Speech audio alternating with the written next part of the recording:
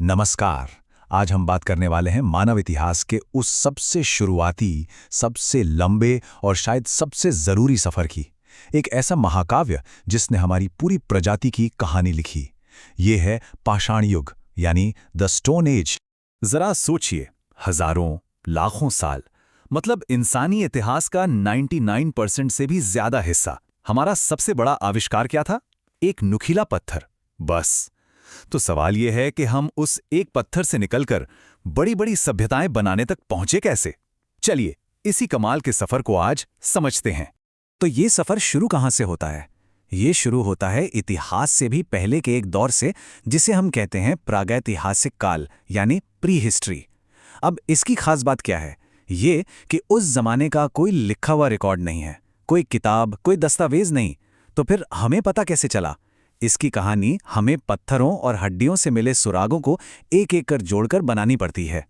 तो जैसा कि हमने देखा, प्री हिस्ट्री का मतलब है इतिहास का वो दौर जिसके बारे में लिखा नहीं गया। इसे समझने का काम करते हैं पुरातत्वविद, यानी आर्कियोलॉजिस्ट्स। ये लोग उस समय के छोड़े हुए औजारों, हड्डियों और मिट्टी के बर्तनों जैसी चीजों की स्टडी करते हैं। और पता है, इस पूरे लंबे दौर को बांटा कैसे गया है? इस आधार पे कि इंसान औजार बनाने के लिए किस चीज का इस्तेमाल कर रहा था। जैसे पाषाण युग, फिर ताम्र, कांस्य और आखिर में लौह युग। अब जरा इस टाइमलाइन पर नजर डालिए। ये जो पाषाण युग है, ये करीब 5 लाख ईसा पूर्व से शुरू होकर 1000 ईसा पूर्व तक चला। सोचकर देखिए कितना लंबा समय है ये। इसके सामने तो बाद के ब्रॉन्ज एज और आयरन एज बिल्कुल बच्चों जैसे लगते हैं। ये कहना गलत नहीं होगा कि ये मानव इतिहास का अब तक का सबसे लंबा अध्याय था। तो चलिए इस विशाल पाषाण युग के सबसे पहले और सबसे लंबे दौर में चलते हैं। इसका नाम है पुरापाषाण काल या पैलियोलिथिक पीरियड। इसे आप इंसानियत का बचपन भी कह सकते हैं।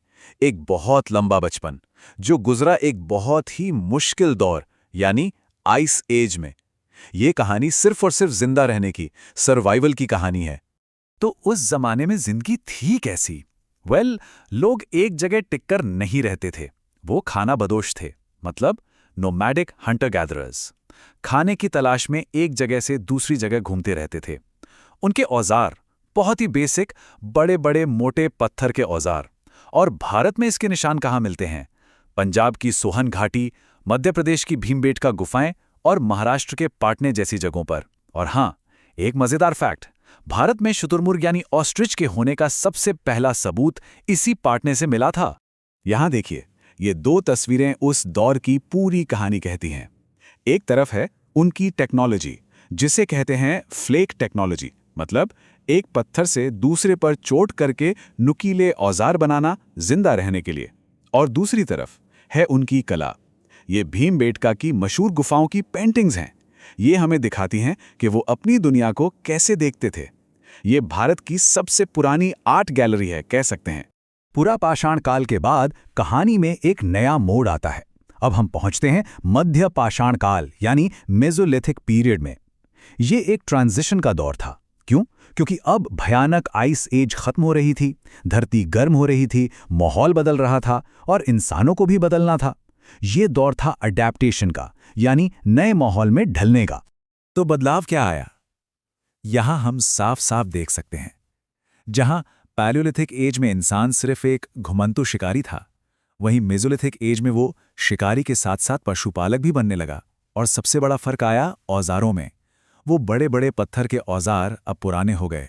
उनकी जगह ले ली छोटे, नुकीले और कहीं ज्यादा बेहतर औजारों ने, जिन्हें हम माइक्रोलिथ्स कहते हैं। ये जो माइक्रोलिथ्स थे ना, ये उस दौर की टेक्नोलॉजिकल क्रांति थे। सोचिए, माहौल गर्म हुआ, बड़े बड़े जानवर कम हुए और तेज भागने वाले छोटे जानवर ज्यादा हो गए। अब उनका शिकार करने के लिए बड़े भारी पत्थर काम नहीं आते। चाहिए थे छोटे, हल्के और बहुत तेज औजार। और माइक्रोलिथ्स बिल्कुल वही थे, मतलब बदलती दुनिया के लिए एकदम परफेक्ट टूल। और इसी दौर में एक और बहुत बड़ी चीज हुई। इंसान और जानवरों के बीच एक नया रिश्ता बनना शुरू हुआ। पहली बार जानवरों को पालतू बनाया जाने लगा। ये बस एक छोटी सी शुरुआत थी, पर इसने आने वाली सबसे बड़ी क्रांति की नींव रख दी थी। और अब हम पहुंचते हैं पाषाण युग के उस दौर में जिसने सब कुछ बदल कर रख दिया। ये है नवपाषाण काल, यानी नियोलिथिक पीरियड। इसे सिर्फ न्यू स्टोन एज कहना ठीक नहीं होगा। ये असल में एक क्रांति थी, एक ऐसी खोज जिसने इंसानी समाज का नक्शा ही बदल दिया। और वो क्रांति थी खेती, एग्रीकल्चर। जरा इसके असर को समझिए। ये एक डोमिनो इफेक्ट जैसा था। सबसे पहले खेती का आविष्कार हुआ। इंसान अब खाने के लिए भटक नहीं रहा था, बल्कि उसे उगा रहा था, जैसे गेहूं और जौ। अब जब खाना एक ही जगह उग सकता है, तो दूसरा कदम क्या होगा? लोग एक जगह बसने लगे, गांव बनने शुरू हो गए। तीसरा, जब फसल ज्यादा होने लगी तो उसे जमा करने के लिए बर्तन चाहिए थे, तो पॉटरी यानी मिट्टी के बर्तनों का जन्म हुआ। और चौथा और सबसे अहम, जब लोगों के पास अपना घर, अपनी जमीन हुई, तो पहली बार प्रॉपर्टी का कॉन्सेप्ट आया। ये मेरा है, ये तुम्हारा है। और ये सब सिर्फ कहानी नहीं है, इसका जीता जागता सबूत है मेहरगढ़, जो आज के पाकिस्तान में है। ये वो जगह है जहां भारतीय उपमहाद्वीप में खेती के सबसे पुराने, सबसे पहले सबूत मिलते हैं। ये उस महान बदलाव की जमीनी हकीकत है। ठीक है, तो पाषाण युग अब अपने आखिरी पड़ाव पर है। ये एक ऐसा दौर है जो स्टोन एज को अगले यानी मेटल एज से जोड़ता है। इसे कहते हैं ताम्रपाषाण काल या कैलकुलिथिक पीरियड। इसका नाम ही सब कुछ बता देता है। चाल को मतलब कॉपर यानी तांबा और लिथिक मतलब पत्थर। तो जैसा नाम से ही जाहिर है, ये वो समय था जब इंसानों ने पहली बार किसी धातु की खोज की, और वो धातु थी तांबा। लेकिन ऐसा नहीं था कि पत्थर के औजार एकदम से बंद हो गए। नहीं, ये एक मिला जुला दौर था, जब पत्थर और तांबा दोनों के औजार साथ साथ इस्तेमाल हो रहे थे। इस दौर की जिंदगी कैसी थी? ज्यादातर लोग छोटे छोटे गांव में रहते थे। इनके कुछ खास रीति रिवाज थे, जैसे ये शवों को बड़े बड़े मटकों यानी अर्न्स में दफनाते थे। हाँ, एक बात और, इन्हें अभी तक घोड़ों या पक्की ईंटों के बारे में नहीं पता था। इनकी एक और पहचान थी, इनके खास काले और लाल रंग के मिट्टी के बर्तन। भारत में आहार बनास, जोरवे और मालवा इस दौर की कुछ अहम संस्कृतियां मानी जाती हैं। तो एक नुकीले पत्थर से शुरू हुए ये सफ़र हमें तांबे की दहलीज तक ले आया। इस पाषाण युग ने हमारे आज के शहरों की, हमारी टेक्नोलॉजी की और हमारे जीने के तरीके की हर चीज़ की नींव रखी।